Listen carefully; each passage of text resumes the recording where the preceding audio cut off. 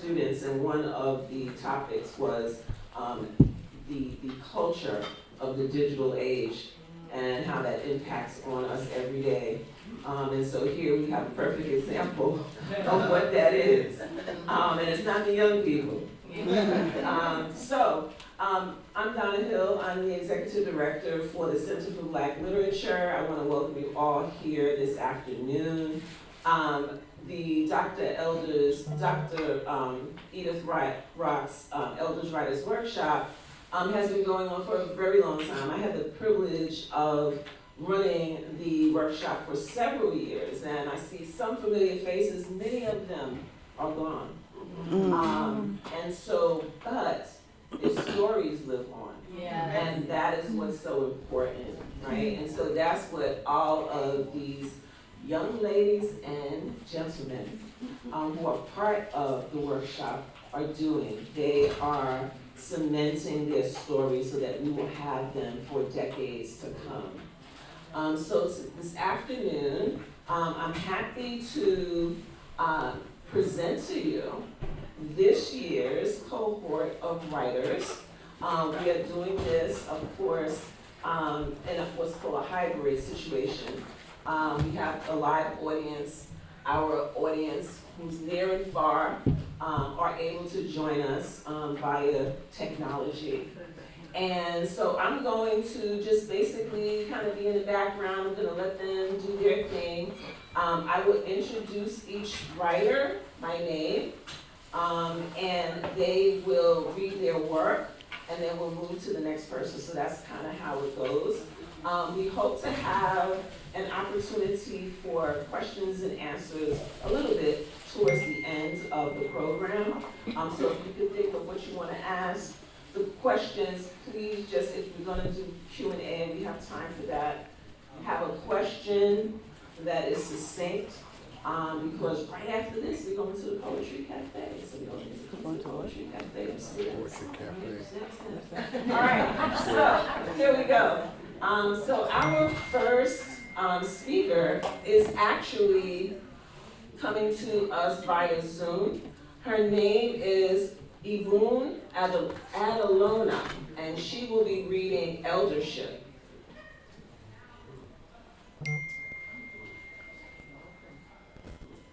Thank you. Stages in eldership. 20s. Dancing professionally, my world was dancing, theater, and art. Wore my green khaki skirt, my black turtleneck sweater, and sneakers held together with tape. I considered myself bohemian, living, hanging out in the coffee shops of the West Village. 30s and 40s, motherhood, breastfeeding, and rearing my daughter. Case managing pregnant and parenting teams while developing supportive health care for mothers with AIDS were other manifestations of motherhood.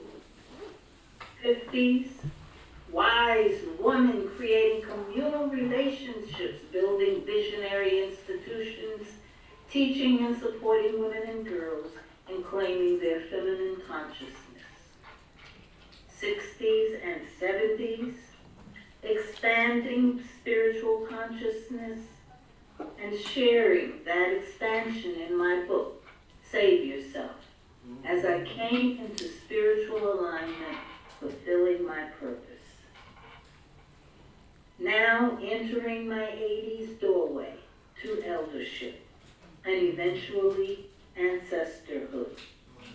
I am calling upon and channeling the countenance of my grandmother's Lydia's directness, my mother Elizabeth's quiet listening with gentle probing, and my adopted Lakota grandmother's reminder to always say it with love.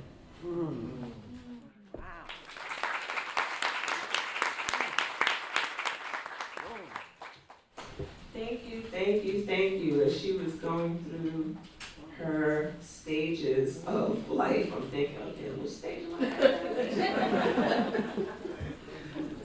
very much for that. So we will have from our podium, or our desk, Avion Brenderson Lewis, My First Love, Then and Now.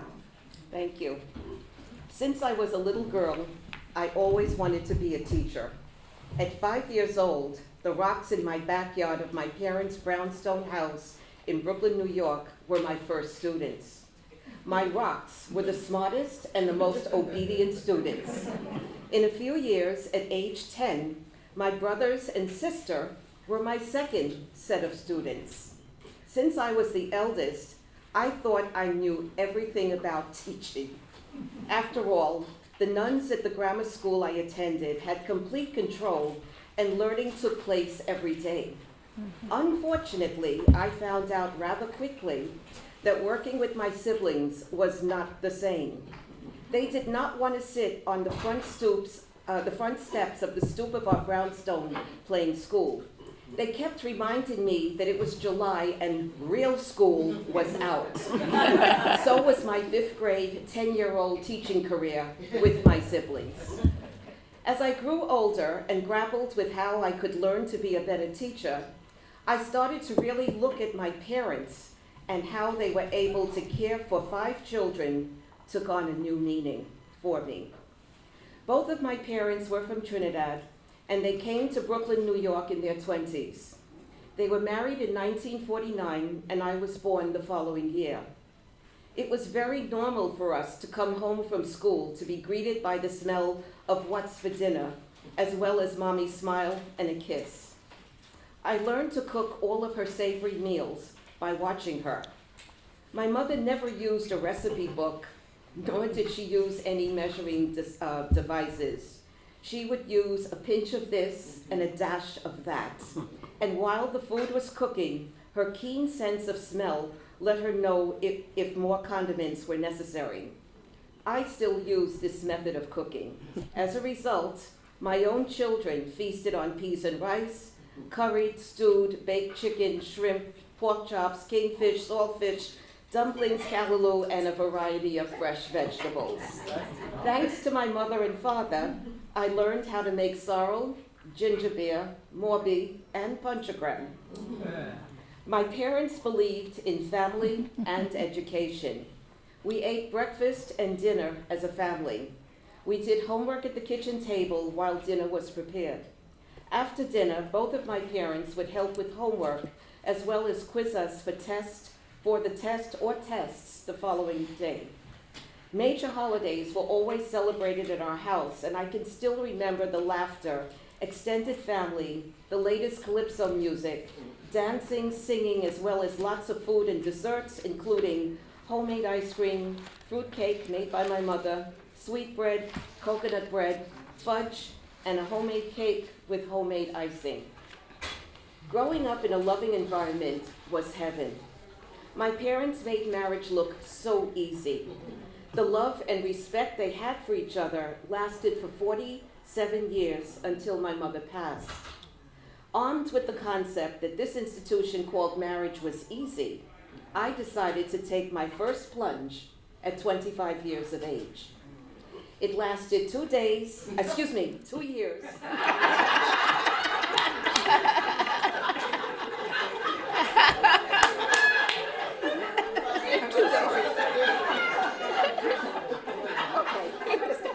It started 2 years, 9 months, and 11 days after he beat me up with my 5-month-old daughter, Unique, in my arms. 16 years later, older and wiser, so I thought, I said I do once again. My son Julian was born. The marriage lasted 24 years. However, I could no longer tolerate the emotional and verbal abuse as well as the non-ending infidelities. Both marriages were learning lessons for me. Through my Buddhist faith for over 50 years and chanting Nam Myoho Renge Kyo, I found that inner strength to make a very strong determination to regard these failed marriages as opportunities for personal growth and to produce educated and successful children and for them to be proud of their West Indian heritage. Unique and Julian grew up in homes that were dominated by books, love, music, spirituality, speech, the arts, family, food, and of course, learning. It wasn't unusual to see me teaching my children the alphabet or identifying colors around the house or on our walks outside.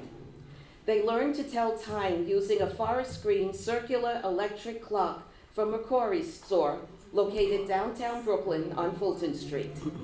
The clock doubled as a way to count and learn their times tables. We also explored exciting ways to enjoy books by guessing how the story ended, as well as how the author could have made the story more interesting. Cooking was another treat. They cook West Indian meals using a pinch of this and a dash of that. Learning continued when we made trips to Trinidad. They couldn't get over how many cousins they have. It was amusing looking at their faces as they tried to decipher accents. We also took a trip to Costa Rica, and now Spanish is no longer a foreign language for them. My children have made me proud. They have continued to excel in life. Both have their masters and thriving in their specialized areas. Unique is currently working on her doctorate. Julian is also interested in pursuing a doctorate. Both are married. Unique has 2 boys, and Julian just had a little girl in December.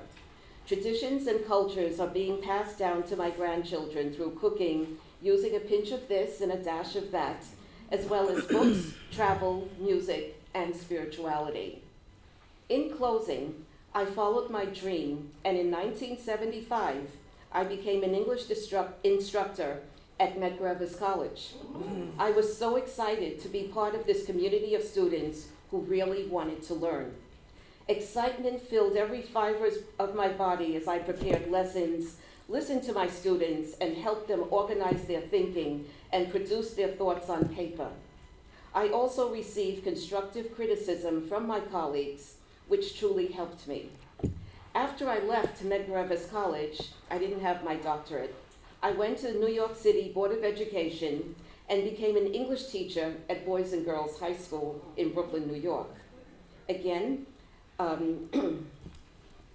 seeing their eyes light up during class was love all over again. I did return to school and received a second master's in school administration and supervision. After 25 years in the classroom and 12 years as an educational administrator, I am now happily retired, knowing I did something I loved since I was 5 years old. During my 37 years in education, my backyard rocks, as well as my recalcitrant siblings, gave me the courage to never give up, no matter what obstacles I encountered. Thank you.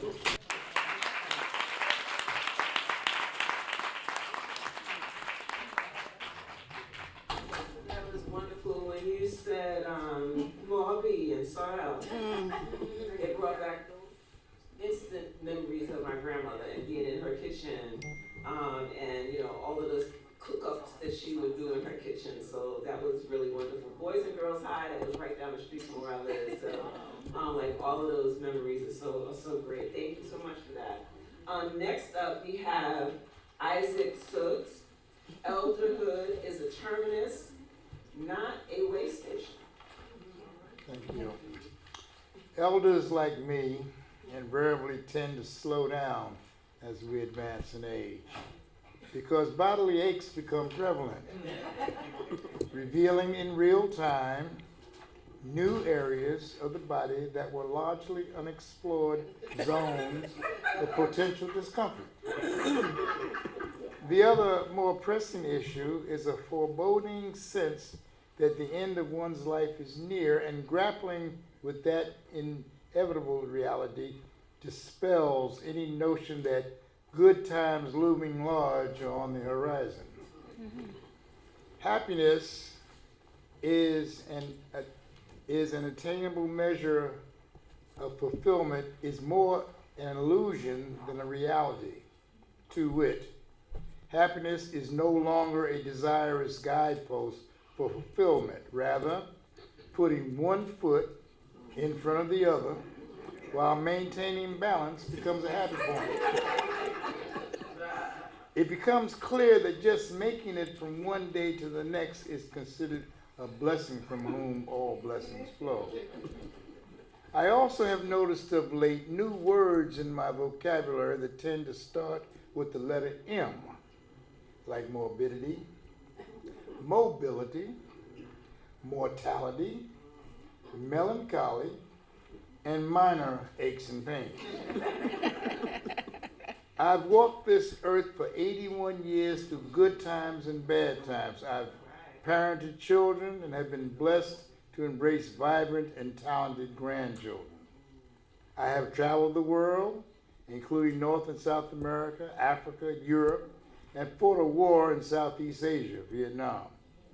I've also experienced deaths of close friends and loved ones, and on this latter point, about the loss of long-standing friends and loved ones, the occurrence of death is more impactful as one gets older. However, when I am in the twilight of sleep, as I weigh the vicissitudes of life, I often catalog memories of grievous mistakes and missed opportunities. And when my circadian clock pops my eyes open at 4:44 a.m. every morning, like Jay-Z's album title, the very first thing I do is thank God for giving me another day to appreciate the bounty of His blessings and to celebrate now 22 years of sobriety. 04, 04, 04. Thank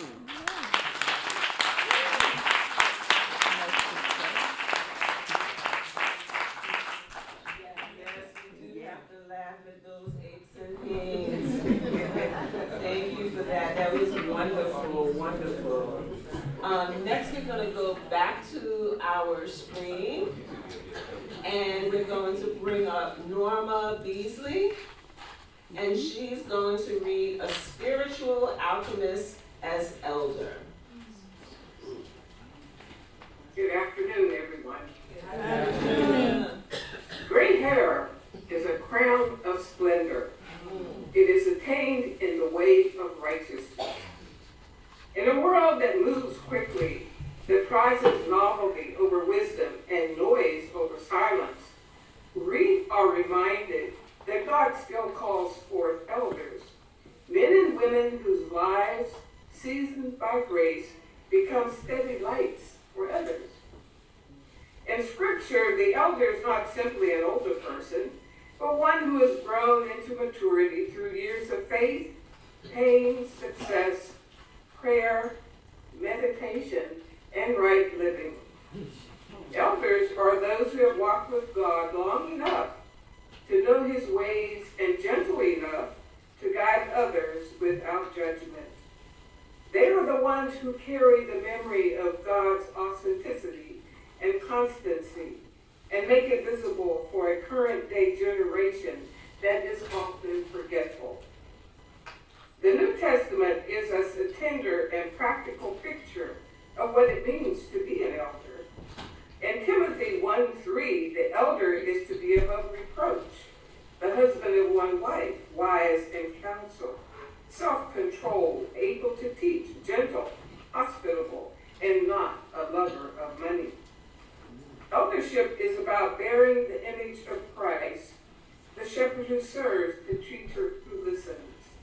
They have learned that authority is not control, but compassion, not status, but service. In modern forms of eldership, nurturing extends beyond church walls. In communities, elders act as peacemakers and reconcilers, using experience to calm fears and bridge divides. In workplaces, they model integrity and compassion amid ambition and haste. Even in digital spaces, some are discovering how to become elders online. Voices of steadiness and light in a noisy, fragmented world. In schools, they volunteer to assist teachers in the classroom, work with disadvantaged kids, trying to encourage them to perform on grade level tasks. I share the following story with my dear listeners regarding a volunteer experience I had with a second grade student at Eccleston Elementary in Orange County, Florida. My eyes quickly scanned the class of second graders, some tall for their age, others short, some quiet, still others chatty. After a minute or two, my dark brown eyes fell upon a little black girl whose hair was brushed straight back in a cone shape. No styling at all. I crept forward for a closer look, clothes slightly disheveled, even though she looked like a mature second grader. Her skin was pockmarked with small chicken pox or measles scars. She later became one of my special students. They were my charge. I had to bring her on reading level as a second grader. Her name was Akiria. After a week or two of assessing what to do, I decided to begin a review with her at the kindergarten level because she was deficient in her assigned grade level. She hardly knew her ABCs. She could not distinguish beginning letter sounds of words. The letter sound for T made no difference to her from the sound of S. Spell cat, I said. K-A-T, she replied. Not bad, but wrong. We had to practice reciting the alphabet every day. She improved in letter recognition. As she gained confidence, I presented more challenges for her. We began working with a word wall. I created a dice game from cardboard to make simple words. And simple words became simple 3- and 4-word sentences. I began asking her to read from our classroom library. Eventually, she began to interact with her class more, as well as with the primary teacher. I was watching a rose unfold. She eventually won several class challenges, made a class presentation, insisting I stand next to her, and even wanted to know my schedule so that she could wear a special outfit in my presence. One day, I brought red delicious apples to school and gave each kid one with the instructions they couldn't eat it until lunchtime, or they could take it home and enjoy it later. They put their apple inside their desk for safekeeping. Akiri, on the other hand, kept peeking inside her desk and smiled each time she looked at her apple. I was quite amused and surmised not many people had given her an apple before. Maybe she thought it was a prize for good work in the classroom. Lo and behold, one day, I received a most precious surprise from her. I missed spotting her in class when roll call was made, but there she was, in beautiful, long African braids, with colored beads at the ends of each braid, like the Williams sisters, Serena and Venus, when they started to play tennis in their heyday. A fresh pressed dress, white socks, and shiny black patent leather shoes. I set out to reach one goal, but change someone's life. As the psalmist says, even to old age and gray hairs, oh God, do not forsake me until I proclaim your might to another generation. That is the prayer and mission of every elder. To proclaim not just with words, but with a life that bears the fragrance of Christ. Thank you.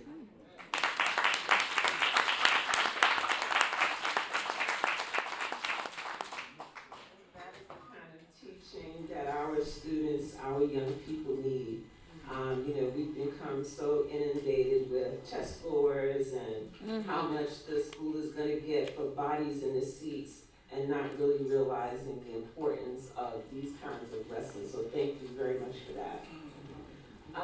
Next up is Lucille Dandridge, coming into eldership.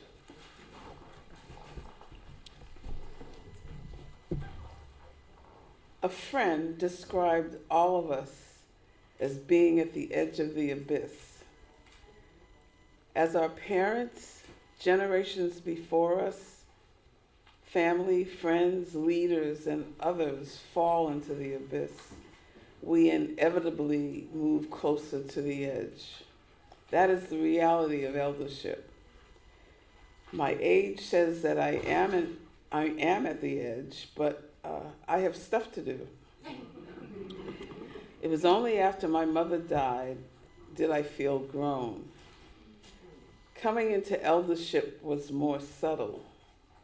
The seat offered on the bus or the train, checking the retired box on a form, knowing the locations of elevators and escalators, my Omni reduced fare card, first Tuesday senior discount at Walgreens.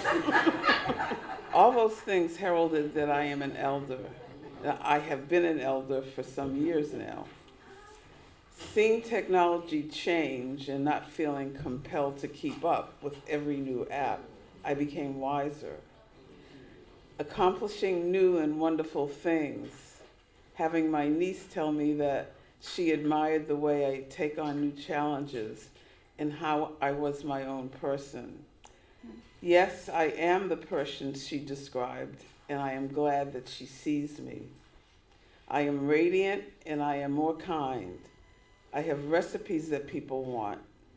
I have endless possibilities. Being an elder does not define me. I am in a class of like minds, dynamics, and experiences. I have stories to tell. My father used to say, once a man, twice a child.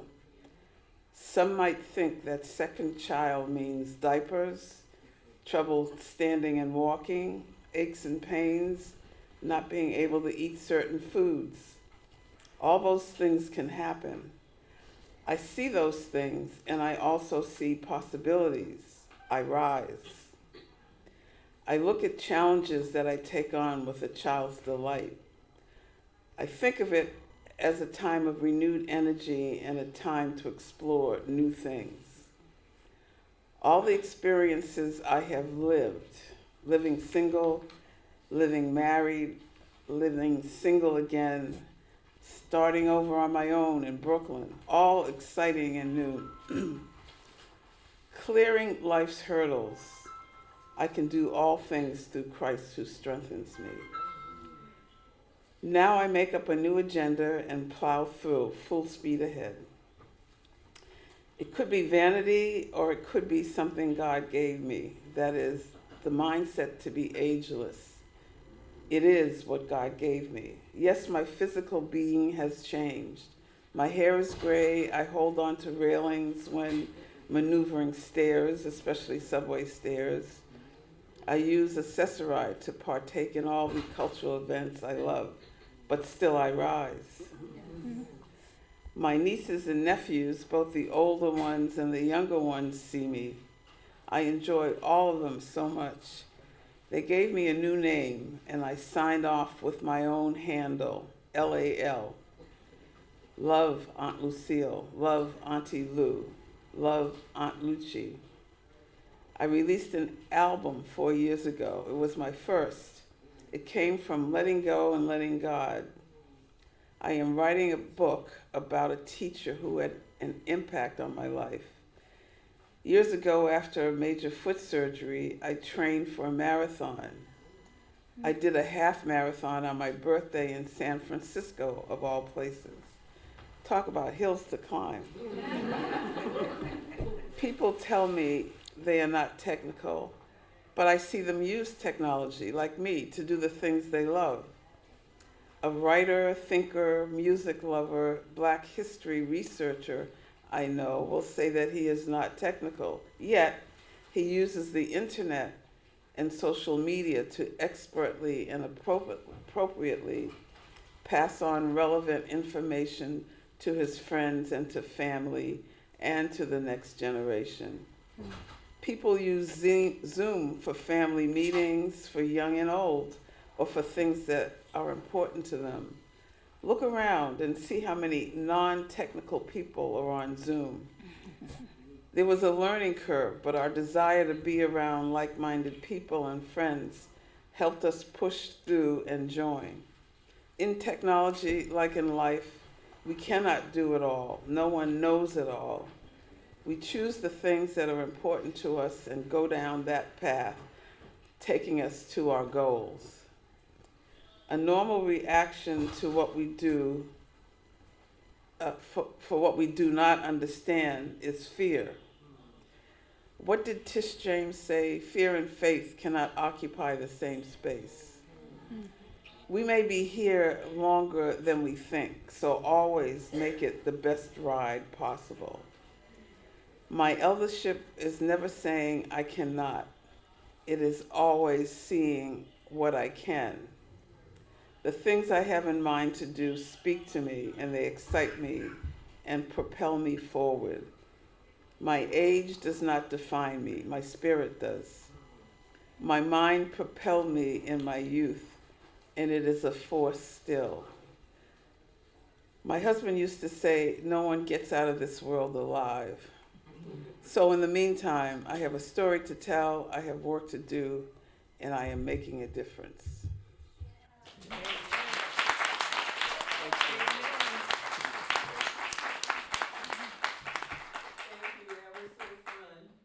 I remember when AARP sent me something in the mail.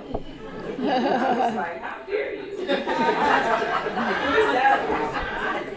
But I tell you, I look for all the discounts.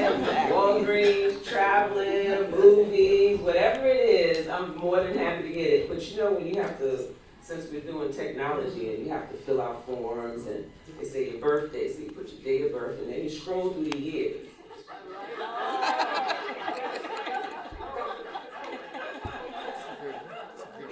So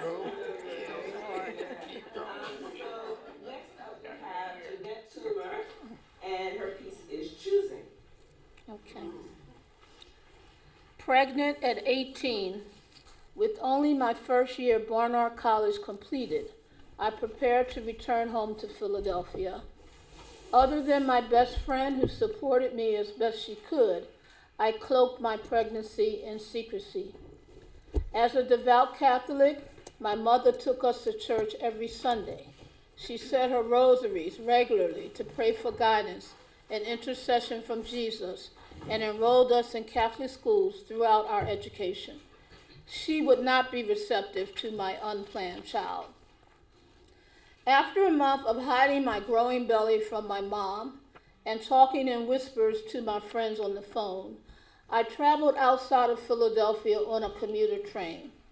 As the rails clacked beneath me, I thought about the Roe versus Wade Supreme Court ruling just 2 years earlier that protected a woman's right to choose.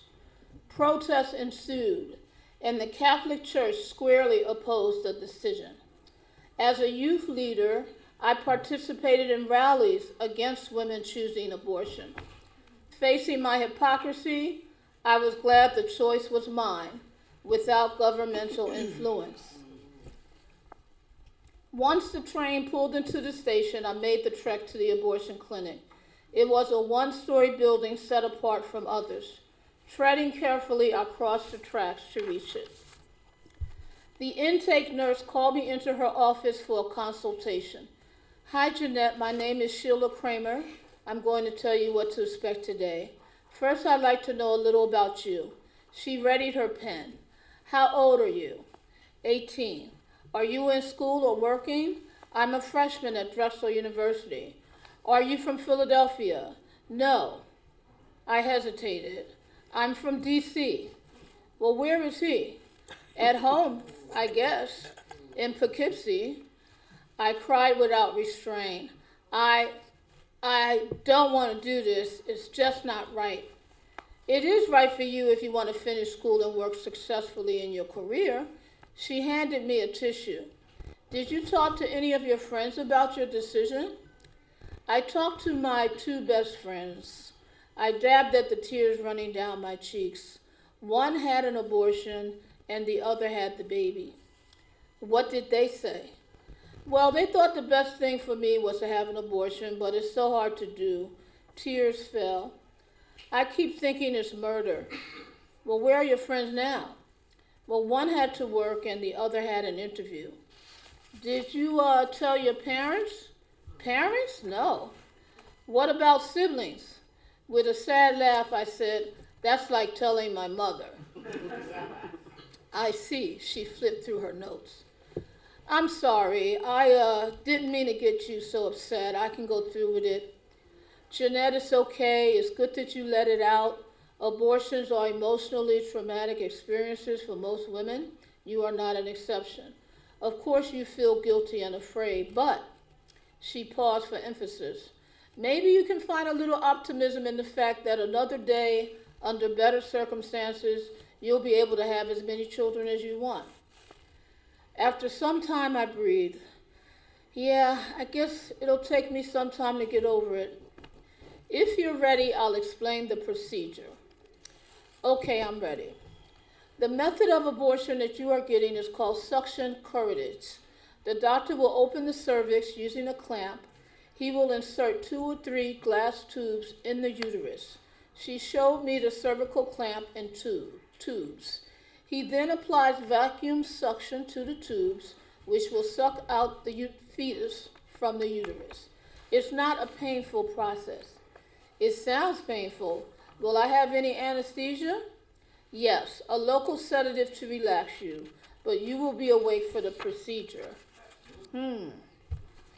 After the procedure, you may feel a little dizziness, but that will go away after a few minutes while you're in the recovery room.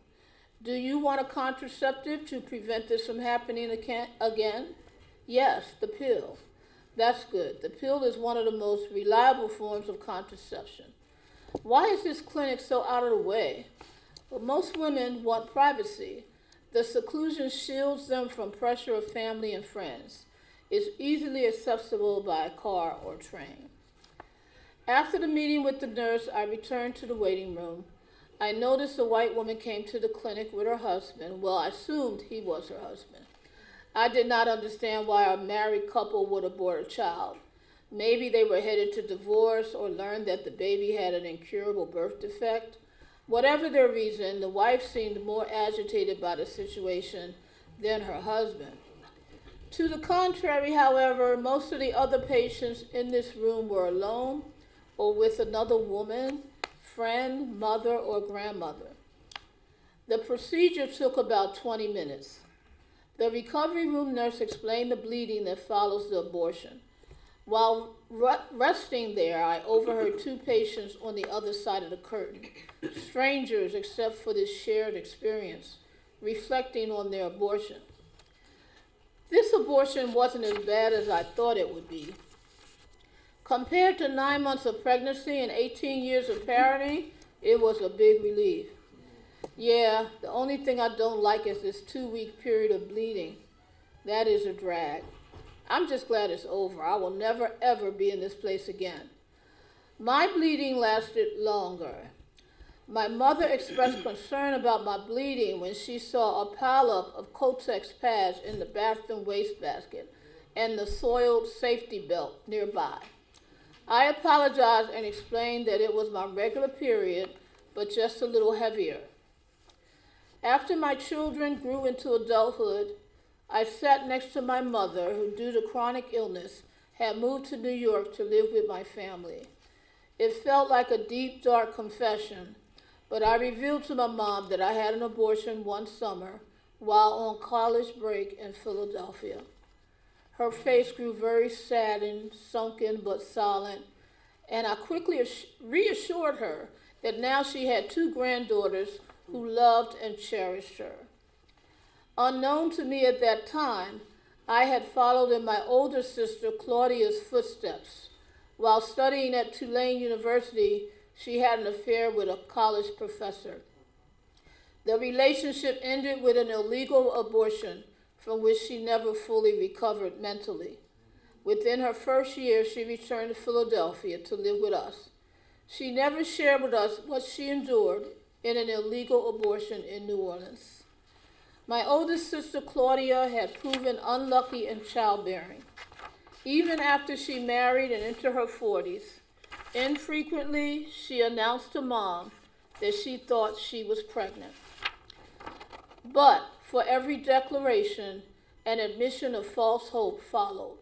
She died 43 years young without ever conceiving again.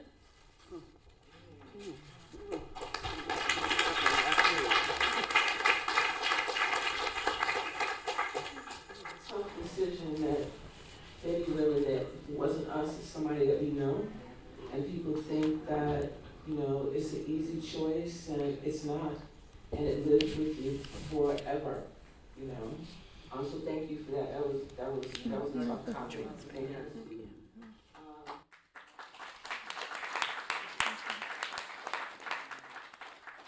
So next we have Imani Carol Parker, A Dream Fulfilled.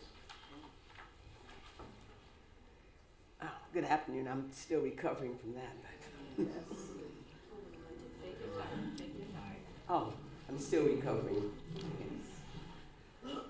I stood proudly at the podium at St. John the Divine, one of the largest and most beautiful cathedrals in New York City. I was about to deliver a speech to my newly ordained classmates and their guests. As I gazed at the audience of over 100 students with only 4 people of color, I felt a sense of unity and pride. We had all struggled through the rigors of ministerial training, and here we sat as one body, ready to go out into the world to declare our vision for a world of peace. After uttering informal words of appreciation and introductions, I introduced my mother, who had recently survived open heart surgery. She sat there anxiously with tears in her eyes. I thought about my grandmother, whose only dream for me was to graduate from high school and marry a decent man. She would have been so proud to see her granddaughter becoming a minister. Here I stood, a poor, dark chocolate child from Harlem, who had been suppressed from speaking and expressing myself as a child. But children were to be seen and not heard. However, I found my voice that day. When I finished speaking, paraphrasing the words of Maya Angelou's poem, Still I Rise, everyone in the room, including my mother, stood up and applauded, chanting, I rise, I rise, I rise. As I returned to my seat, I recalled all of the events in my life, including several years of intensive, rigorous religious study that may have contributed to this moment. I believe it was truly the grace of God, for I never planned nor intended to become a minister. I remembered at the age of 5 when I recited a 2-line poem in the Christmas pageant at church. Everyone was pleased. Eventually, I became the lead speaker in all of the Sunday school programs. I believe my active involvement in Sunday school at a small Baptist church in Harlem was the beginning of my spiritual journey. When my father took me to a dance school, the director suggested that I should also pursue acting. At that time, she planted a seed in my head. Even though I admired actresses like Dorothy Dandridge and Lena Horne, and was named after a famous movie star, Carol Lombard, I never envisioned myself as a movie star. The director assured me that I could be anything I put my mind to. My dream was quickly squashed when my father said, no way. He felt that because I was dark-skinned, with a wide nose and big lips, I would only be able to perform as someone's maid. I was a little disappointed, but when I thought about the roles of Black women in the theater at that time, I knew he was right. But that did not stop my dream.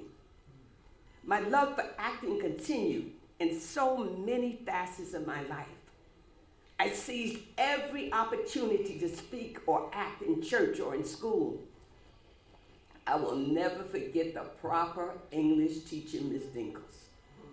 She was a fair-skinned black woman who wore a wig and a little round-rimmed glasses. Miss Dinkles chose me to recite the Gettysburg Address by Abraham Lincoln. She forced me to speak with a proper British accent. And then I became the laughing stock of the entire school. After that speech, I was so embarrassed that I hated going to school. The students made fun of me and mocked me with my British accent for the rest of the school year. Years later, I was able to appreciate Miss Dinkles for teaching me to function outside of the box and to speak proper English when necessary. Perhaps this was the beginning of my acting and speaking career. After graduating from high school, I had no time to think about acting. I was too busy partying, working, going to college, getting pregnant, marrying, but not happily ever after. Also raising my son as a single mother and struggling to pay rent and groceries and living from one paycheck next to homelessness. The pivotal point in my life came when I saw an ad in the Amsterdam News, African American Studio for Acting and Speech. This reignited my long lost dream. I was excited and immediately called for an appointment. My trip from Brooklyn to Harlem was unpleasant. I had to walk 2 long blocks from the subway on a frigid, cold day. And when I entered the old, dilapidated building, I learned that the school was 5 flights up with no elevator. Oh, I started to turn around and go back home, but I climbed those steep stairs. I decided to keep going. When I finally reached the 5th floor, huffing and puffing, I knocked on the door. A handsome, muscular man opened the door and welcomed me with a deep, melodious voice. And I stepped in. Although my legs were tired and aching and I was almost out of breath, I was mesmerized by his warm, enticing welcome. And I knew it was there that I belonged.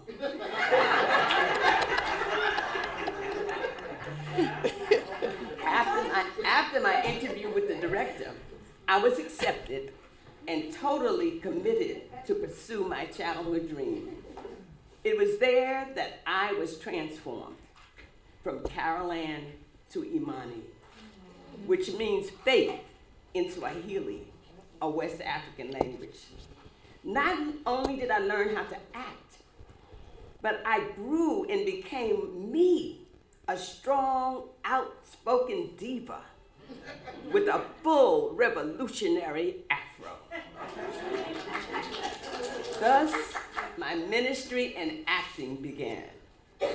In addition to the strenuous training and acting techniques and the endless rehearsals and performances, my personal life was stressful and challenging as well. I was tired and almost wanted to quit my acting career. However, with faith and the grace of God, acting has enabled me to perform around the United States as well as Ghana, West Africa. Acting and poetry, as well as my public speaking skills, empowered me to pursue my ministry as I was able to spread a message of love and hope to youth as well as adults. As a result, I received several community service and leadership awards. I also received awards for my outstanding speaking abilities from Toastmasters, an international organization for public speaking. However, my greatest rewards were for my involvement with youth programs in Sunday school, where I mentored, taught, and supervised. These young people, now adults, continue to contact and meet with me occasionally to thank me for my guidance and to share their many accomplishments.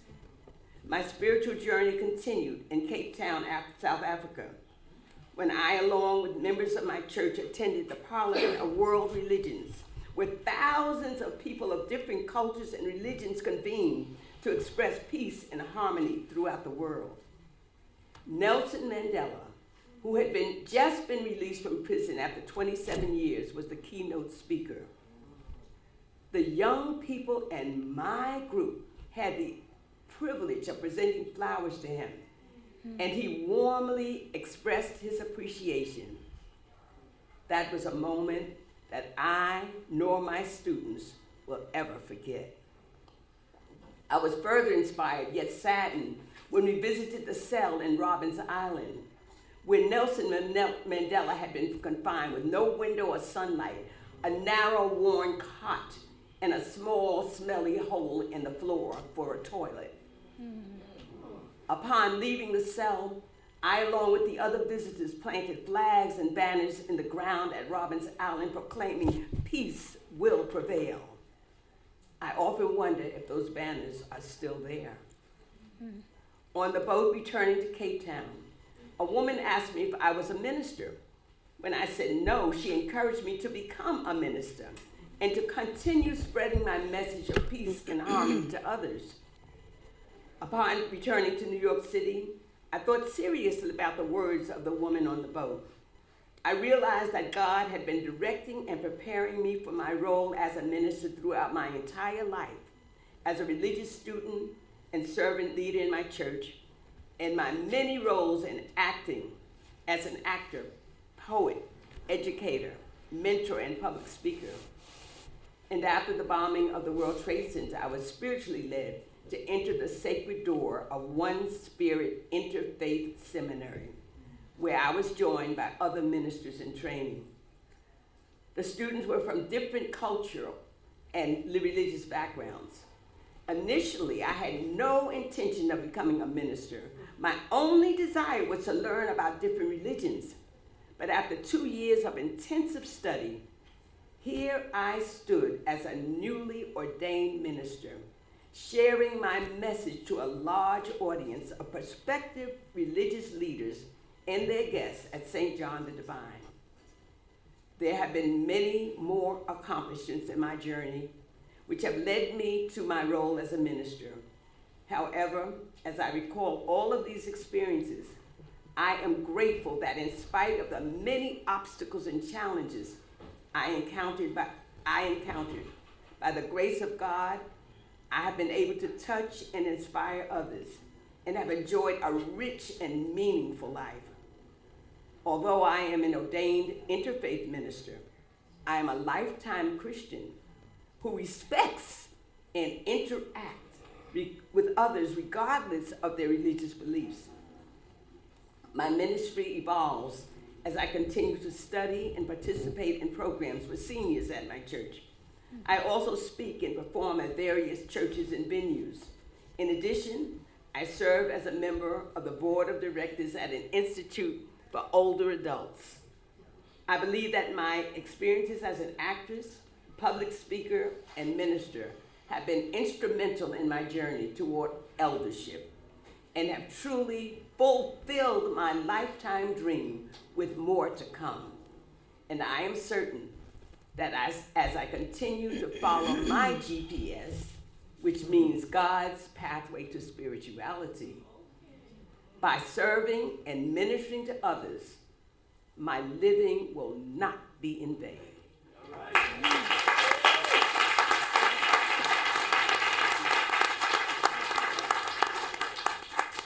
It's so encouraging to hear how two separate dreams converge into one to sort of bring you where you are today, and to just always remind ourselves to never be deterred from your dream, because there's always going to be the naysayers that no, don't do that, especially if you want to go into the humanities, because parents especially feel you can't make no money.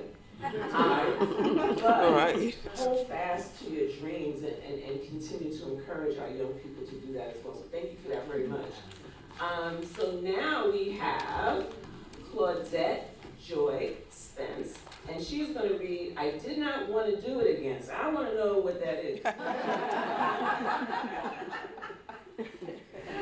You're gonna have to read it in the journal that we're gonna put out through the Center for Black Literature. Okay. Greetings, everyone. Greetings. I had done it before, and I didn't want to do it again. 2 spinal curves, thoracic and lumbar, mimicked maximum speeds on our highways. The thoracic curve challenged the integrity of organs to function normally within the chest. Doctors decided to arrest potential damage of the body's vital organs in the chest with surgery. My family and I agreed. That was in the 1980s. Both curves were reduced, one to align with minimum speed on the highway, the other to align with unposted citywide speed limits for motorists in New York City.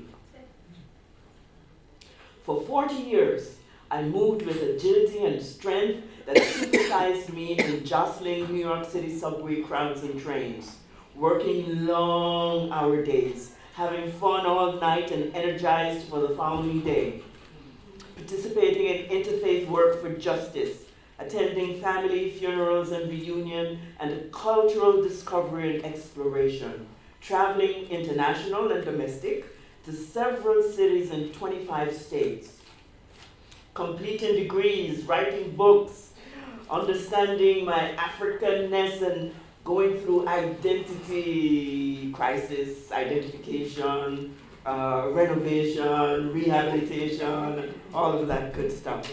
For 40 years, but they went by like supersonic jet flight from Heathrow to JFK. Before I knew it, about 10 years ago, I was hospitalized for a week and discharged with the diagnosis: we cannot find anything wrong with you. I knew something was wrong. My body told me. As I described my symptoms, the doctors prescribed tests. They prescribed drugs to ease the never-ending pain, a pain that felt as if a man's shot put ball had landed on the muscle of the lower left back, and it sat there, emanating its 16-pound weight endlessly. I knew the drugs may ease the pain. I also knew the problem was structural and I would become addicted to the drugs. Other doctors would take one look at my medical report and they immediately prescribed surgery. I had no confidence in them. For some, their office was filled with too many patients who looked drugged. As I went in search of a doctor who could diagnose and treat my condition, the years moved into double digits. Spondylitis, stenosis, arthritis, scoliosis, all this. They said after reviewing x-rays, CAT scans, and MRIs. Some, with a resignation look, gave me a, I don't know what to tell you, stare. I had a treatment with a chiropractor experienced working with patients with scoliosis. I could hardly stay awake for 2 days after that treatment. And his horrid desire for me to accept a treatment plan and a condescending tone, that concerned me. Some prescribed physical therapy treatments. Several of them told me to swim. Physical therapy, swimming and water aerobics, acupuncture, chair yoga, prayer, reflexology, full body massages, natural mineral spring baths. I tried them all. They all brought 24 to 48 hours relief. On the way to those double-digit years relationship of pain and me, my walking got progressively worse. I cannot say the pain in my back got worse because it was already at worst. What also got worse was my smile.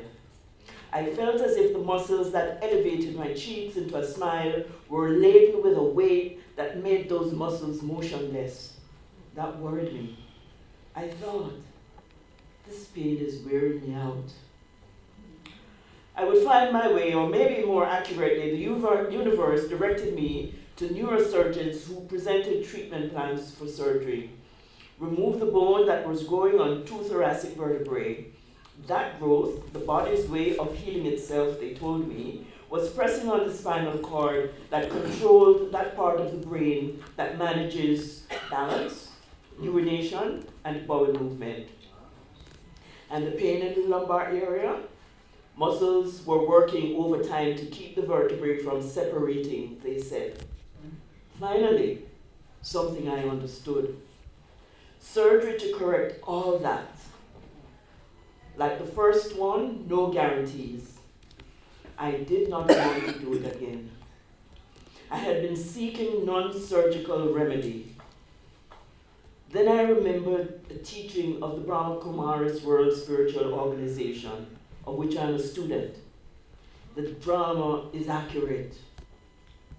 The projected outcome of no surgery at this stage of my spinal deformity was not what I wanted to experience. Certainly not in retirement from working, walking on snow and ice. The universe had work for me to do. During a consultation with one neurosurgeon, a peace within me inflated. It filled me. The peace dislodged. I did not want to do it again. The peace that Brahma Kumaris teaches, the peace that removes fear. A surgeon who spoke as if he understood my condition and knew how to correct it. No more vague spondylitis, stenosis, arthritis here.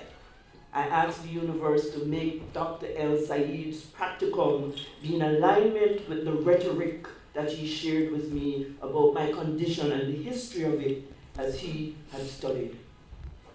Peace was my constant companion. The drama is accurate. I approved his treatment plan. Surgery, thoracic 8 to lumbar 3 dorsal fixation, fusion across T8 to T9 and T11 to T12, decompression of inferior T10 to T12, facetectomy at T11 to T12 with complex flat closure.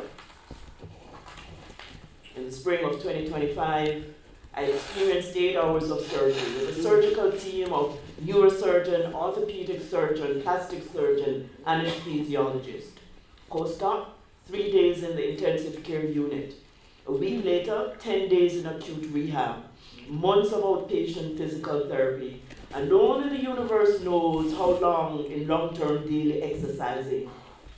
It depends on the progress you make, the doctors say.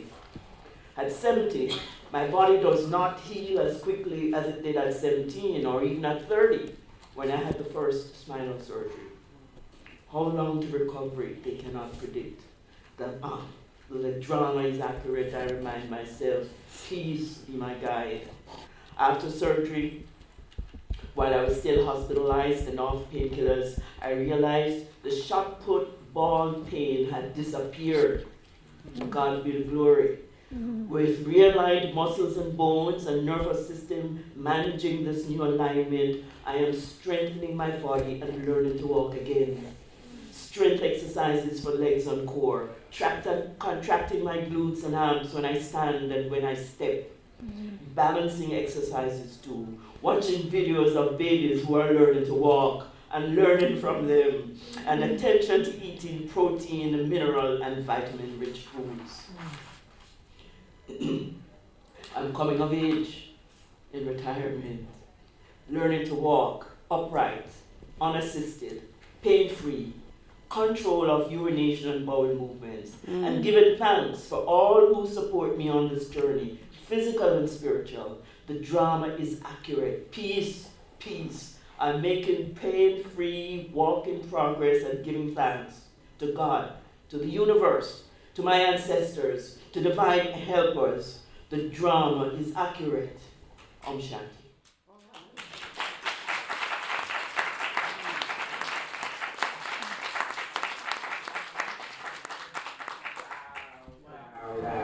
So how important is it that we have doctors that actually listen to us and we do not take for granted just because they have NB after their name that they know everything, because we know as Black folks and people of color, our health is very often dismissed, especially women. They think that, we got it all in our heads. So when you find a doctor that you can trust and believe in, it makes all the difference in the world. So I'm so very happy for you.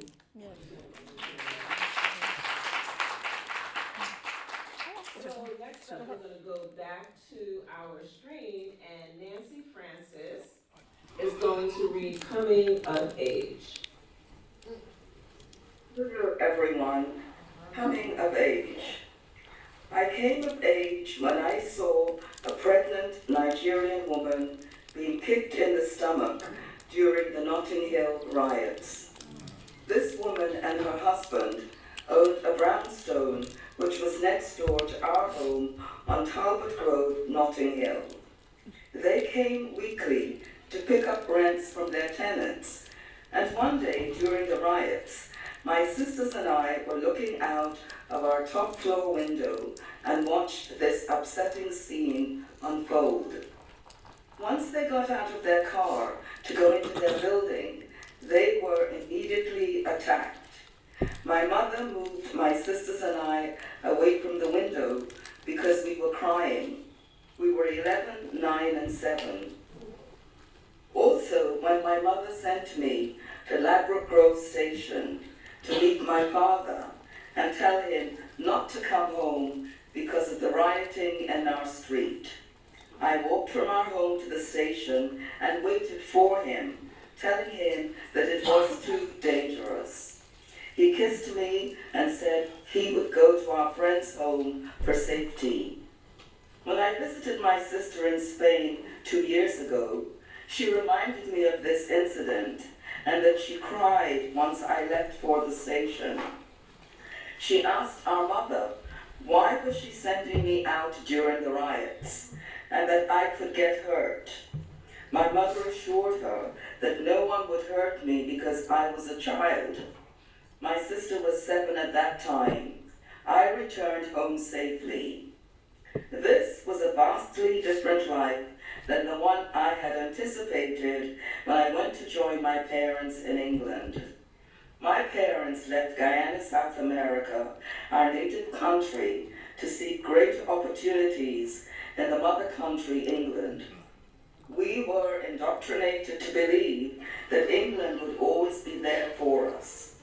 Growing up as a child, we learned that the British who lived in our country were always to be treated with deference. They wore their whiteness like a badge of honor, and England was portrayed as a bastion of civilization.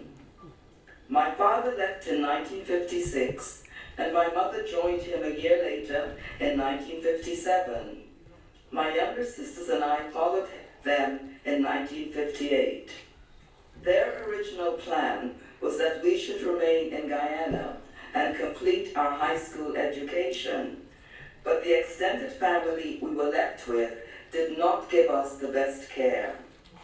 We were suffering emotionally because we missed our parents, and we were also not being fed properly, which resulted in weight loss.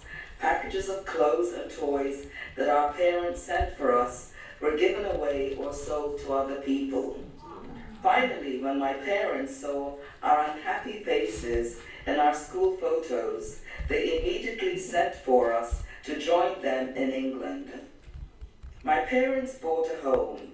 They, like many other Caribbeans, scrimped and saved, working more than one job to buy a piece of property because no one would rent to them. When they tried to rent a room, which is how everyone started out, they were met with signs on the windows of real estate offices and houses which read, "No dogs, no Irish, and no coloreds." Coloreds, the name assigned to us.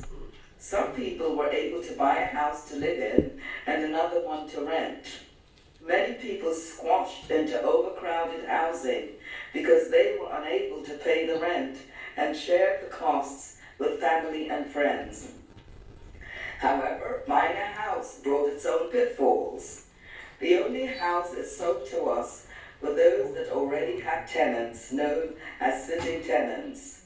These were tenants who had lived in a rental property and had a strong legal right to remain living there when the property was sold to a new owner. They were protected by the Rent Act, which was in effect, and that made it difficult, or in some cases, impossible to evict them. They paid below market rent, and when the houses were sold, they typically sold for a lower price because you couldn't raise the rents. Or in some cases, they occupied the whole house, which meant that the new owner could not live there.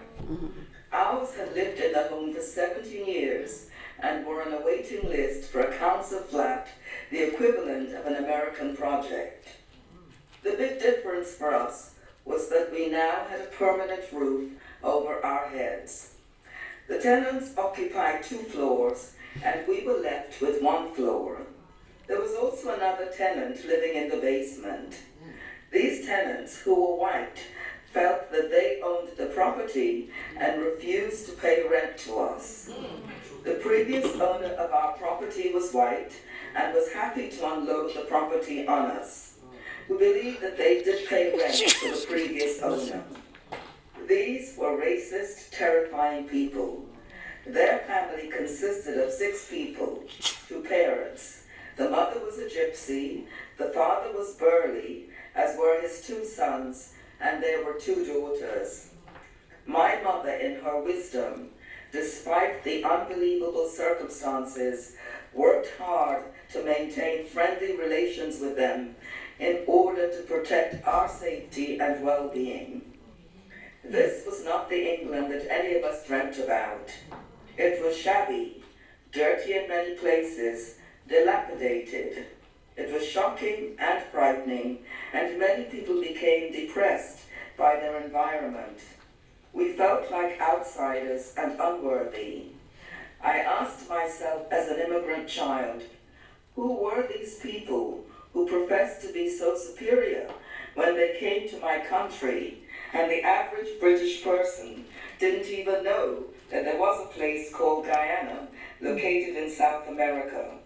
They only knew that immigrants came from 2 places, Ghana, which they confused with Guyana, and the island of Jamaica, primarily because thousands of Jamaicans served England during World War II in the Royal Air Force. When the war was over and they returned to Jamaica, England invited them back to help the country. My uncle also left Guyana to serve in the Royal Air Force. He and many other young Guyanese men volunteered for the war effort. When the war was over, he returned to Guyana with the intention of returning to England to live. Unfortunately, he passed away a year later, not from war wounds, but because of medical negligence at the city hospital. It is important to point out that despite their support of England's war efforts, they experienced a great deal of racism. Jamaican men returned to England in a ship called His Majesty Transportation Windrush, a military ship. This was the beginning of a large group of post-war Caribbean immigration coming home to the mother country. There was no rolling out of the red carpet, despite England stating that the country needed them. Arriving in England, these events changed my child's perspective of the new country to one of confronting a different reality, overt and dangerous racism, and living in a working-class neighborhood, Notting Hill. Race riots soon erupted, and these riots were known as the Notting Hill riots. The riots were driven by gangs of white youths, known as the Teddy Boys, who targeted black men. They objected to black men dating white women. There was interracial marriage, but there were also many white women who had children from black men without being married to them. Children of interracial liaisons, whether married or not, were labeled as half-caste children. There was an old English law in the 1950s that said if the parents were not married, the father's name should not go on the birth certificate. Additionally, the Catholic Church would not baptize children whose parents were not married. This forced many families to leave the Catholic Church and join another Christian denomination. I didn't understand why they punished families. My family was Catholic, and I remained a Catholic until I started practicing Buddhism in 1976. The judicial system did not give us much support. The police were racist, and so were the courts. Whether it was from attacks from the white community, sitting tenants trying to take over our houses, the courts never supported us. My parents took their tenants to court on many different occasions, but nothing changed. Our friends were also experiencing the same situation.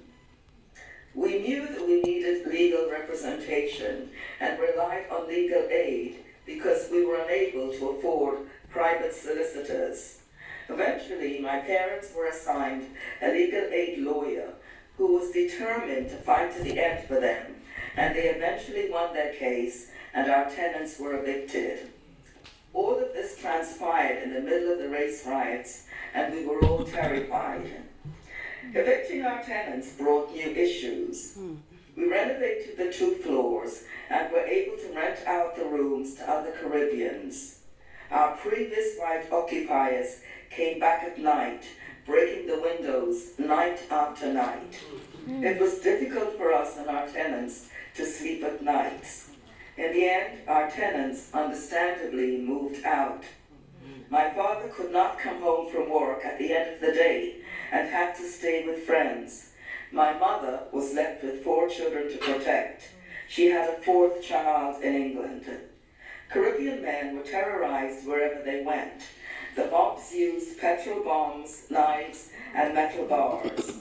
Among the Caribbean groups, people did not like Jamaicans, a dislike fostered by the British, who labeled them as rough and the rest of us as being more polished. Those dynamics changed with a new respect and appreciation for Jamaicans because they had the courage to take a stand against the British abuse. They became our de facto leaders. We fought back because of the Jamaicans. The divide and conquer rule no longer existed. We were one people. Years later, when my sisters and I and our own friends discussed growing up in racist England, we realized that they disliked the Jamaicans because they stood up to them. We never knew this because we separated ourselves from each other. I developed an intense dislike of these people who sought to not only diminish the land of my birth, but to terrorize and destroy my very existence. I clearly recall saying to myself, when I return to my country, I will let them know that they didn't even know there was such a country as Guyana. I dispelled the nonsense of children not feeling the intensity of displacement, a common thought at that time. No one asked for our opinion, and you just supported your parents, taking on new family responsibilities as your parents strove to give us a better life. In the midst of all this chaos, our families, mine and many others, continued with life's patterns. People found partners and got married. We traveled distances to visit each other, to attend christenings, birthday parties, and other festivities, experiencing the joy of being together. There was a Jamaican woman, Miss Wilson, who was a music teacher in Jamaica and started giving piano lessons, which my 2 younger sisters participated in. She also had bus outings to seaside towns, which gave us the opportunity to see seaside resorts such as Brighton, Margate, and Eastbourne. Our English counterparts went on summer holidays, but most Caribbean children did not because their parents could not afford it. We had been educated under the British system before emigrating to England, and in some instances, the transition for Caribbean children was not always smooth. My sisters and I took the 11+ exam, a competitive exam given to 11-year-old children in England, and passed it. Passing the exam meant that you secured a place at a grammar school which could later on lead to university education and to better professions and a solid foundation for life. In 1973, I emigrated to the United States because of my mother's encouragement, and I also felt that my destiny was here. My family now lived in Harrow, a very quiet, upscale neighborhood. We had sold our house in Notting Hill, which is now gentrified, and moved to Kilburn, which was diverse but had a large Irish population. We still suffered from the aftermath of nighttime attacks. We could not sleep at nights. Eventually, we realized that we were safe and were able to enjoy the neighborhood and community. We had tenants in this new home, both black and white, who paid their rent. In 2018, under the leadership of Prime Minister Theresa May, the Windrush scandal erupted. The government mistreated the Windrush generation, those immigrants who went to England between 1948 and 1973. England enacted hostile immigration policies and wrongly denied them British citizenship. Many people lost their jobs, became homeless, they were detained and deported back to the Caribbean. The country's uproar about this abuse resulted in a public apology, a compensation scheme, and people were invited to return back to England. There is still ongoing fallout about the mistreatment of these immigrants. Over the years, when I would return to England, it was amazing to see the changes in the ethnic landscape. Less whiteness, a new generation of immigrant children born there, knowing no other home. Whole communities were transformed by music, foods, and culture. 2 years ago, when I returned to England to visit my family, we went to the British Museum, which featured a long overdue exhibition of the HMT Empire Windrush. It was really revealing, featuring 10 portraits of the Windrush generation, early pioneers who left their homelands seeking a better life for themselves and future generations. I felt very proud to see the exhibit, which consisted of personal accounts of people's accomplishments, challenges they encountered fitting into the society, cultural artifacts, and photos of families as they celebrated various social events. We have a lot to be proud of. England never really helped Caribbeans when they emigrated there. They were more generous to other immigrants. Perhaps, as many of us felt, we did not come with huge sums of money. We were not wealthy people. We were and still are a resilient people who totally changed the landscape of England and were instrumental in contributing the essential infrastructure such as transportation, health services, educational services, sports. Some of the Caribbeans who made a difference in England are Claudia Jones from Trinidad and Tobago, who initiated the Caribbean Carnival in England, Saliri Constantine, who was a cricketer and also the first black peer in England. Thank you.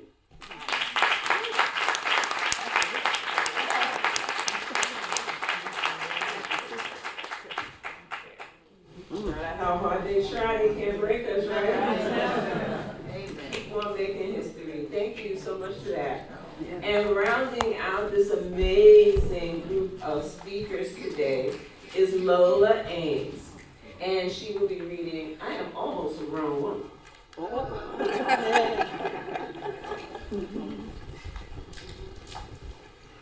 I am almost a grown woman, I think. Grown don't mean anything to a mother. A child is a child. Growing up, I sometimes found myself in a room filled with my matriarchs, my aunts and my grandmother. When that happened, I was told to go outside and play or find something else to do. In situations where I became a little bit too bold and repeated something that an adult had said, the response was immediately, be quiet and stay out of grown folks' business. If I was asked a question and the response was interpreted as being flippant, the question was, do you think you're grown? If I acted in a way that did not align with some of my relatives' moral beliefs, especially my grandmother's, it was said that child was just too grown. While I was writing, my granddaughter came and stood at my shoulder, and she read the first paragraph and said, "Kids hear that all the time." She continued, "Lala, you say that all the time to me." So I asked her what she thought being grown meant. She responded, "Something that young people don't understand or know how to handle." Tala confirmed the ambiguity of the term grown. The dictionary defined grown as to be mature or become an adult. What did it mean in the context of my childhood? The perplexing question is, how do you get to grown as presented in my childhood? Just like my granddaughter, I had a nebulous idea of what it meant and avoided those opportunities and spaces where I would be viewed as grown. Now that I'm almost grown, I see the term as a construct and is subjective. I decided that the matriarchs telling me not to be grown was an intended form of protection. Oftentimes my aunts lamented, "You don't want to grow up too fast. There's time enough of being grown, or to stay in a child's place." I concluded that my aunts and grandmother were gatekeepers of my childhood. They wanted to ensure that I maintained as much innocence as possible, not to be impacted by the world or become jaded too soon. They had the insight and foresight to realize that I lacked the skill set to play in the adult arena. As gatekeepers of my childhood and dream shapers of adult, my aunts and grandmother frequently provided gems of wisdom to facilitate my path to grownness. They helped to navigate each stage of my development until I got to what I might be defined as grown. Although the meaning of the phrases is a bit cloudy, as I reached the pinnacle of grownness, they began to make sense.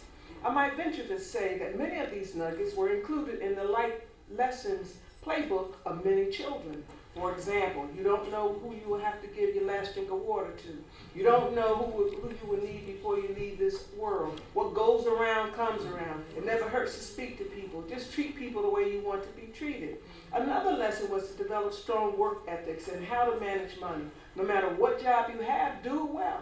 Be on time for work. You don't work, you don't eat. You have to work for what you want. Don't wait for somebody to give you something. If you make $1, save 15 cents. Never spend your last dime. Hide some money from yourself. God bless the child that has his own. Always clean up behind yourself. The art of waiting and gratitude included. Learning to say no even if you want it really, really bad. Run away from trouble, not to it. You're never too old to say please, thank you. Always be grateful. The matriarchs told me that the most valuable asset is a healthy mind and body. Yet you only get one body, so take care of it. Brush your teeth before you go to bed and the first thing in the morning. Don't let your eyes be bigger than your stomach. You don't need meat every day. My Aunt Henrietta said, "Gail, don't drink a glass of water when you first get up in the morning. If you don't, you might blow your kidneys out." So I do. The lessons on these uncertainties in this world are the ones that I have truly learned to live by. For example, just keep living. You haven't seen anything yet. Tomorrow's not promised to you. We live in perilous times. I'm not in control of tomorrow. My great aunt would tell my grandmother, "Sally, I will see you tomorrow, God willing, and the creek don't rise." Life is hard, but it's fair. The world don't owe you anything. You owe the world. To show me how to meet the world, I was told to fix my face. The world does not need to see what you're going through. Stand up straight. Speak so people can understand you. Hold up your head. Take time out for yourself. Be good to yourself. Say your prayers. Understand that you live in two worlds, a black one and a white one. So learn to live in both. Don't take no tea for the fever. Say what you mean and mean what you say. The one lesson that seems to resonate is on borrowing money and not paying it back. When I was 19 years old, I borrowed $400 from my dad with the promise to pay it back, but I didn't. I figured that he was my dad, therefore I did not have to pay him back. I was wrong. He asked me for $400 months later. I looked at him dumbfounded, and he said, "If I ever do it again, there will be a band on top of the roof playing Whoever Thought." I never borrowed or asked for money from him again. From that I learned you have to pay people back, and your word is your bond. In addition to the words of wisdom, the songs that I heard are an anchor as well. Pass me not, O gentle Savior. Jesus, keep me near the cross. What a friend we have in Jesus. Don't down through the years. Be still and God will fight your battles. There's a bright side somewhere. I remember having to recite the Lord's Prayer in my primary years, but my teenage years I had to learn the 23rd Psalm as an anthem. To steer me towards being grown in a racist society, the matriarchs made sure that I was racially socialized. They prepared me for the racial biases by providing tools needed to charter the rough waters of racism and discrimination. They ensured that I participated in community activities which undergirded the teachings of my matriarchs. That community was centered in Morgan Chapel Baptist Church in Graham, Georgia. It was the citadel of our community as well as a hub for the struggle for freedom as well as box suppers and social gatherings. Therefore, within those walls, not only was I taught about God, stereotypes were dispelled and replaced with Black pride, positive self-esteem, and leadership skills. For instance, during Easter recitations, if I seemed to have forgotten my peace or even nervous, I would hear, "Take your time, baby. Help her, Lord. Are you okay?" When I finished, the congregation would smile, pat me as I walked by, and clap loudly. We had a junior usher board, and the youth had a designated Sunday to officiate or run the service under direction of the elders. In other words, Morgan Chapel Church was where opportunities were given to hone leadership skills that were denied in society, as well as modeling faith in action and fashion. Not only that, I was constantly reminded that obtaining an education was vital to my success in life. I was repeatedly told, "Gail, how you doing?" Ask Gail, "How you doing in school?" Sometimes the elder sisters and mothers of the church would say, "Let me see what I can find in my pocketbook for you." I would stand patiently while they retrieved a piece of soft, hard butterscotch. They might even take out a handkerchief with coins that were tied in a knot and give you a nickel, a dime, or even a quarter if you're really doing well. When I graduated high school, my Aunt Henrietta gave me my first typewriter and said, "Gail, you're going to college." Most importantly, I never felt invisible. Although the sermons were biblically based, Reverend Amos Henry used the opportunity to remind us that Morgan Chapel Baptist Church and God were the seminal force behind the Black struggle. The congregation was the backbone of the struggle against racism, stereotypes, systemic racism, racial discrimination as well. The cemetery next to the church served as a backdrop to my history and identity. I was able to see the graves of my ancestors that have gone on. During funerals, my aunts and uncles will walk with us through the graveyard, explain the relationship to me. In addition to the historical background, it became a place of comfort. My mother, Bernadine Fields Bain, passed away in 1960 and is buried there. In 1999, I felt a strong longing for my mom. I flew home for the purpose of going to lay on her grave. I found the comfort that I needed. I told my Aunt Henrietta what I had done. She explained that for me, Bernie just passed away. For everyone else, she'd been gone. However, my Aunt Donia said, "Yeah, you're lucky that Bernie didn't reach up and pull you in that casket." The writing prompt was, "What was your journey to eldership, or what have you learned?" Those phrases, songs, stories about my mother, Black community, and Morgan Chapel Baptist Church are the trajectory of a better yet, a roadmap as I continue this journey to eldership. I am continually embracing each aspect of it while learning a few things about myself. I learned that I have to try new things constantly in order to remain current. I have to get what I want sometimes. Working is important to my well-being. I like fresh flowers and buy them like I'm buying groceries. That no is a complete sentence, that I won't set myself on fire to keep somebody else warm. I don't want to do a lot of cooking anymore. It requires time and effort. I don't want energy spent that way anymore. I've learned that I have to laugh more than I cry. I've learned not to live with regrets. I made decisions based upon the information that I had at the time. I buy things based upon the amount of time and energy it needed to maintain it. Time is valuable. It's a valuable commodity. You don't get a do-over. Hence, I refuse to let it be misused by anyone. I'm making an effort to be respectful of others' time. I'm constantly decluttering. However, books are not included as of yet. I learned to live for today. I spoke to my youngest brother on Monday evening, May 17, 2021. He said, "I'll talk to you later. Appreciate you, sister." Tuesday, May 18th, 2021. He went into a cardiac arrest, passed away June 11th, 2021. I've learned that just because you say goodbye doesn't mean you will say hello. Life is a gift and it is precious. I recognize my privileges as a senior citizen. Doors are held open, various quirks such as discounts at the grocery store and Ross on Tuesdays, discounts via AARP on Easy Pass, public transportation such as MTA, Amtrak, PATCO, designated senior meals on menus, being called auntie or told, I got you, mommy. Don't worry about young people, I don't know.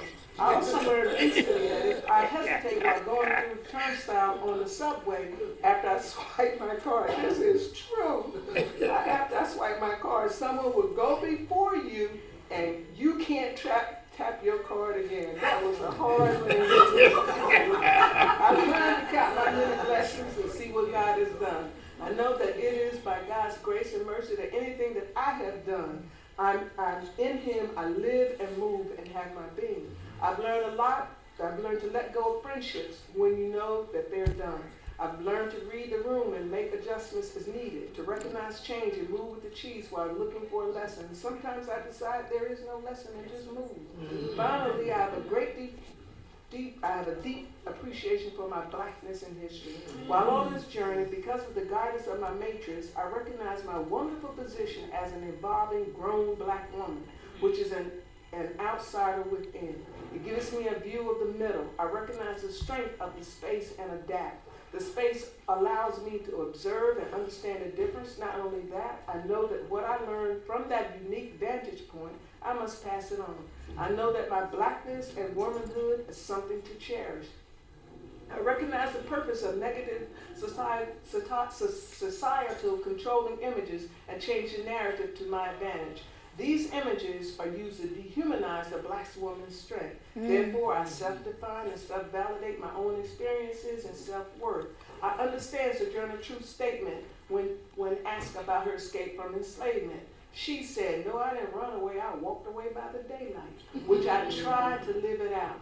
You'll understand it better by and by is an appropriate phrase to describe my journey into eldership. I know it is the composition of jewels of wisdom, songs, and experiences that were presented during times when I was unaware of the need. I am most grateful. In conclusion, Toni Morris's beloved, she describes a conversation Denver had with her grandmother's ghost that many of us can relate to. Denver stood on the porch in the sun and couldn't leave it. And the grandmom said, I never told you that. Is that why you can't walk down the steps? My Jesus, my. But you said there was no defense, Denver said. There ain't, said the grandmom. Then what do I do? The grandmom said, know it and go out the yard. Go on. As a grown black woman, I understand that there is no defense, but I keep going, sharing and learning. But I also know that grown don't mean nothing to a mother.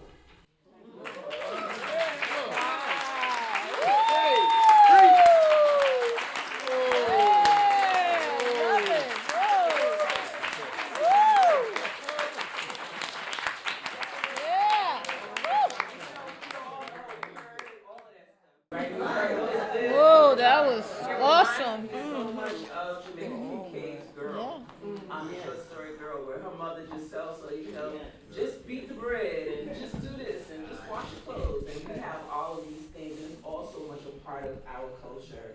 So thank you. Please give them another round of applause.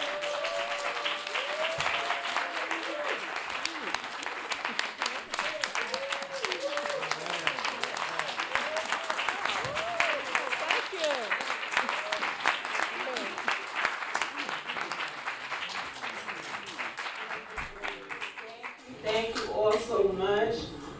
This is the Dr. Edith Wright, Edith Rock Writing Workshop. And these are just some of their members. And we have another member in him. Several. The whole audience. So there's other members here. And I really want to thank Issa Richardson, who has been leading this workshop, these groups, these women, and